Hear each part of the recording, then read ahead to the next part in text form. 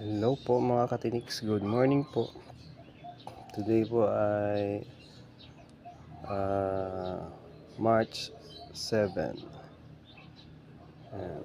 Nag-harvest po tayo ng mga plants ng Lifamilla. So galing po dyan sa mga plants na yan. Yung iba doon, kaya lang medyo crowded na, kaya binalik ko na yung iba doon. So for 3 months yung iba 2 months, yung iba 1 month. Mga 1 month siguro, ito yung mga maliliit. Yan po. Yan po yung mga harvesting natin. So, totoo po, kumikita po tayo dun sa mga halaman. Kung nag-i-enjoy ka, hindi mo masyadong inaano talaga yung pagbebenta, ini-enjoy mo lang, di mo rin malalaman na yan, may mga harvest ka, kumikita ka.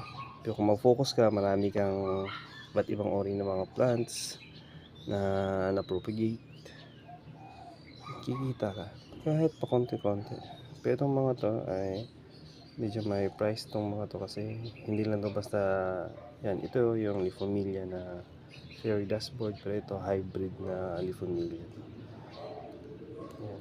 Hindi ko, yung mga hybrid na Lifamilla, hindi ko pa inano yung mga variegated niya. Yan pa. Ganda, di ba? Eto, hindi ko siya tinanggal kasi namatay yung mother plants. Tapos yan, nag-clump sila. May pure yellow, pero may nakita ko konting green din dyan. Eto, maganda talaga yung pagkaano niya. Tapos yung mga ibang offset, yung mga kapatid niya, variegated din. Sa likod nga lang titignan mo, dito sa harap wala kang masyadong makita. So yun lang po mga katinik, mga kahawatiya. So magiging ganito sila, hopefully. Pero ilagay ko muna sa isang lagayan na papatabain ko muna sila. Ayan. Pwede rin silang ibenta mo ng ganito pa, package, tapos send mo sa kanila. Kung meron ka ng ganito karaming halaman, hindi naman marami to sa akin, konti lang, nag-i-enjoy lang ako. Yan, yung tower type natin, yan yung hybrid. Kahit anong init ng araw ay nagta-tower talaga siya. Yan, sunog na nga yan eh. Ito pa isa, nag-umpisa na. Pinatuto ko talaga sa araw para magiging flat, hindi masyadong mag-tower. Pero ganun talaga. Yan. Yan yung mga nagtatawa, yung mga mother plants natin. Ito yung mga head na pinagputulan. Yung mga yung mga plants na yun. So, kita nyo gano'ng karami. Yan, pag maganda yung variegation, yan, maganda din yung offset. Yan, so, mag-expect tayo ng 1 to 2 months may mga harvest na naman tayong magaganda. Yan.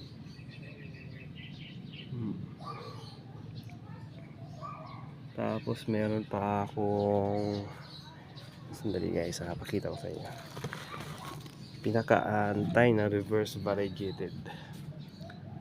Dati lumabas na to, kaya lang natsugi. Ngayon, yan, kita yung plants na yan, puti lang yan dyan sa diba, magkapatid yan. Ito yung hinahanap ko.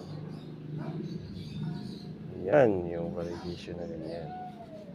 Doon din sa kabila lumabas din, kaya lang hindi siya pwedeng kunin mo na, baka hindi niya pa kaya mag-produce ng sugar na pagkain niya. Kaya dikit muna siya dyan, baka sakali magkaroon siya ng mga solid green, saka natin gagawin yung pag hiwalay sa kanya. Pero palakihin muna natin.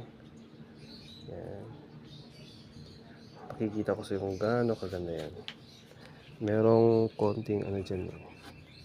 Meron pa pala dito. Ang ganda Yan. Yan. Soon to be plucked out. Yan. Yan guys, may isisipay ko siya pag maganda na yung nila. yung tubo nila, maganda na yung ugat. Ito yung hinahanap guys, pakita ko muna sa inyo. Na-showcase ko na to dati. Hindi pala. Ang hirap naman ito. Siya yan. Kita niyo yan. Pero tingnan niyo rito yung ibang kulay green na green. Pero yan. Tingnan niyo. Compare natin dun sa iba. Ito meron din yan. Pero hindi nga lang ganun kaganda. Tingnan niyo ito.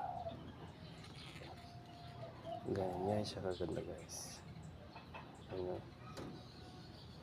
Pag puro ganito na yung mga leaf niya, ma-establish ko na. Saka ako magbebenta. Showcase ko muna. Pakita ko muna na ito yung type ng variegation na hinahanap ko. Hindi lang basta variegated na green, yellow. Pero may ina-achieve ako na katulad niyan. Reverse variegated yan. Okay guys. Maraming salamat. Ito pa yung mga euphorbia na pinagpuputol natin dati. Yan. Dito pa yan. Marami yan dyan. Andun pa. Okay. Ay. Yun, nabuhay na siya. Lumaki na siya. Tumaba na ulit. Maraming salamat po.